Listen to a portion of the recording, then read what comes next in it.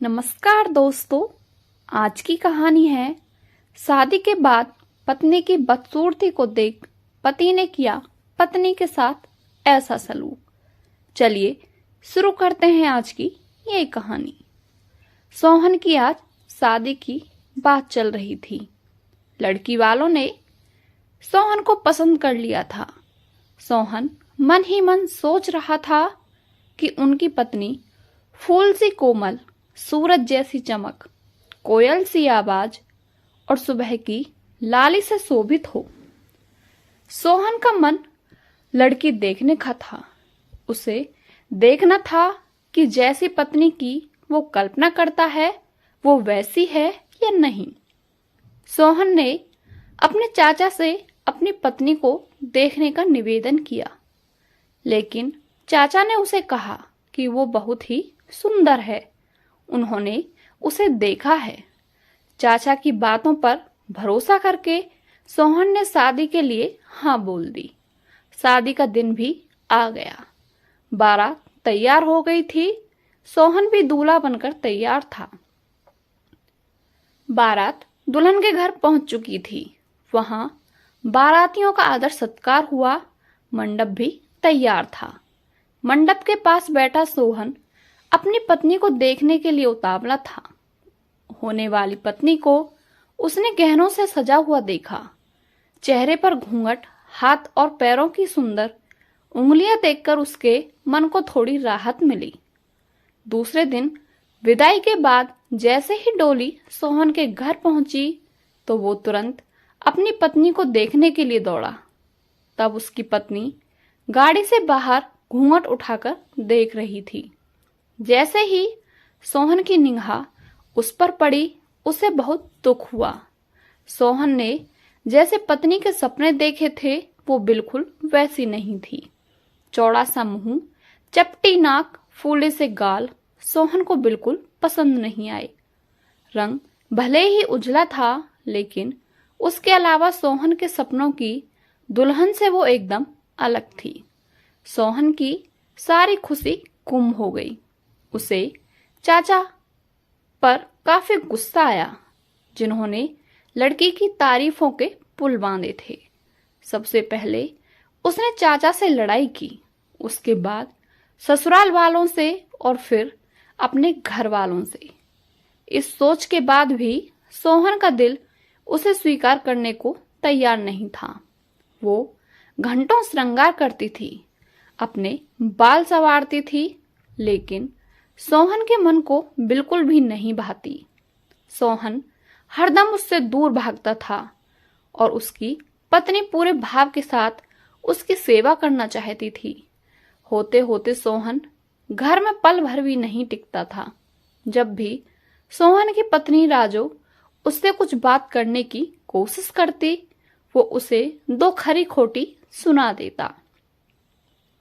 सोहन रोज दोस्तों के साथ बाहर जाता और पत्नी घर में उसका इंतजार कर रह जाती।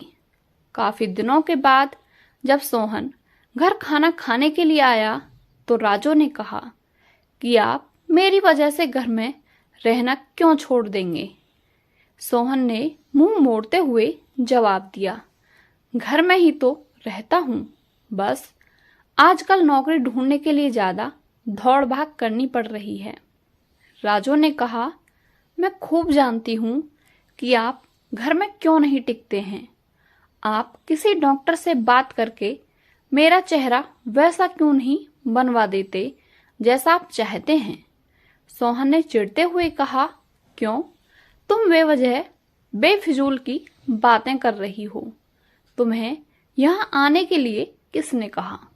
उसकी पत्नी ने पूछा, जब आपको किसी चीज से परेशानी है तो उसका इलाज भी करना होगा ना।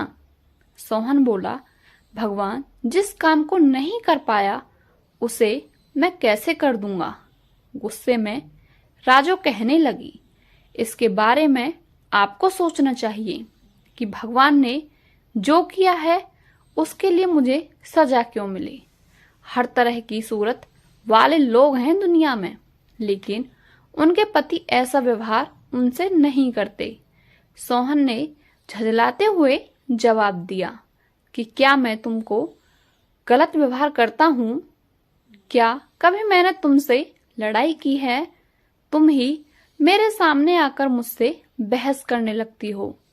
ये सब सुनकर राजू वापस चली गई। उसे लगा इन्होंने मेरे प्रति अपना दिल पत्थर का बना लिया है, अब ये मेरी एक नहीं सुनेंगे। इधर सोहन का ऐसा रवैया देखते देखते राजू परेशान हो गई। वो अपनी जिंदगी से बहुत दुखी थी। वह सोचती रहती, मैं ऐसा क्या करूं जो मेरे पति मुझसे बात करने लगे। राजू बीमार रहने लगी थी। राजू को देखने सोहन एक बार भी नहीं गया। उसके मन में था कि इसे कुछ हो जाए तो इस बार अपनी पसंद की लड़की से शादी कर लूंगा। एक तरह से सोहन राजू से नफरत करने लगा था। अब तो सोहन को और भी छूट मिल गई थी। पहले कभी कभी राजू रोकती टोकती और बाहर जाने की वजह लेती थी। अब उससे कोई पूछने वाला नहीं था, लेकिन अब सोहन पूरी तरह आजाद परिंदा था। अब वह पूरा समय दोस्तों के साथ बिताता था और दोस्ती भी गलत संगत वालों से थी। गलत आदतों में पड़कर सोहन सिर्फ अपने पैसे ही बर्बाद नहीं कर रहा था, बल्कि सेहत और चरित्र सब कुछ खो रहा था।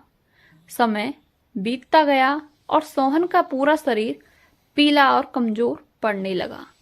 शरीर में सिर्फ हड्डियां ही नजर आ रही थीं और आंखों के आसपास काले घेरे व गड्ढे पड़ गए थे। अपने चेहरे को देखकर रोज सोहन उसे संवारने की कोशिश करता, लेकिन कुछ हो नहीं पाता। एक दिन महीनों से बीमार पड़ी राजू आंगन में पड़ी चारपाई पर लेटी थी। उसने सोहन को काफी समय से नहीं देखा था, इसलिए किसी से सोहन को बुलावा भेजा। राजू के मन में था कि बुलावा तो भेज दिया है, लेकिन वो आएंगे नहीं। राजू का बुलावा मिलने पर आज सोहन पहले की तरह झुंझलाया नहीं। वो बिना संकोच किए आज राजू के पास जाकर खड़ा हो गया। जैसे ही राजू ने उसे देखा तो वह सन्न रह गई। उसने पूछा, क्या आप बीमार हैं? बहुत दुबले हो गए हैं और पहचान में भी नहीं आ रहे हैं। सोहन ने कहा, जिंदा रहकर भी अब क्या करना है। राजू ने नाराज होते हुए सोहन का हाथ पकड़कर चारपाई पर बैठा दिया और बोली, दवाई क्यों नहीं करते? क्या हालत बना रखी है अपनी? आज राजू के इस तरह उसे खींचने पर सोहन गुस्सा नहीं हुआ। उसके व्यवहार में वो कड़वाहट नहीं थी। उसका गुस्सा जैसे पिघल गया था। उनके चेहरे पर गुस्सा दूर दूर तक भी नजर नहीं आ रहा था। उसके दोस्त ने पलटकर कहा, चल झूठी, ऐसे थोड़ी होता है, बातें मत बना ज्यादा। फिर राजू कहने लगी, सच कह रही हूं, मुझे उनकी आत्मा मिली है जो उनके रूप से बढ़कर हैं और मैं हमेशा उनकी आत्मा को ही देखती हूँ। सोहन कमरे में दोस्तों के साथ बैठा था। तभी उसके एक दोस्त ने बरामदे की तरफ खुलने वाली खिड़की खोल दी। उसने सोहन से पूछा, आज तो यहाँ कई खूबसूरत लड़की हैं, बता तुझे कौन सी अच्छी लग रही है?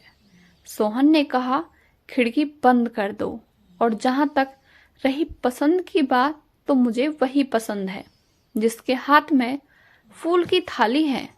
दोस्त ने पूछा, तेरे चेहरे के साथ पसंद भी खराब हो गई है क्या? मुझे तो वो दूसरों से कम खूबसूरत लगती है। सोहन बोला, मैं उसकी आत्मा को देख रहा हूँ, वो हर किसी की सूरत से ज्यादा सुंदर है। तब उसने पूछा, अच्छा, यही तुम्हारी पत्नी है क्या? सोहन ने कहा, हाँ, बिल्कुल यही है वो औरत। सोहन को राजू के साथ किए व्यवहार पर शर्म आ रही थी। वह राजू से बार बार माफी मांगे जा रहा था। सोहन राजू से कह रहा था, मैं चेहरे की सुंदरता के चक्कर में पागल हो चुका था। लेकिन आज जब मेरी ऐसी हालत हो गई है तब जाके मुझे समझ आई है। राजू ने उसे माफ कर दिया और दोनों एक दूसरे के गले लग गए। दोस्तों, इस कहानी से हमें यही सीख मिलती है कि मनुष्य के चेहरे सुंदरता नहीं बल्कि मन की सुंदरता देखनी चाहिए। चेहरे की सुंदरता पर कभी भी दाग पड़ सकते हैं, लेकिन जिसका मन सुंदर है वो व्यक्ति हमेशा ही सुंदर रहता है। आपको ये कहानी कैसी लगी हमें कमेंट करके अवश्य बताएं। और यदि आप हमारे चैनल पर नए हैं तो हमारे चैनल को सब्सक्राइब करके बेल आइकन अवश्य प्रेस करें, जिससे आपको हमारी कहानी की नोटिफिकेशन समय पर मिलती रहे। मिलते हैं आपसे अगली कहानी में। धन्यवाद।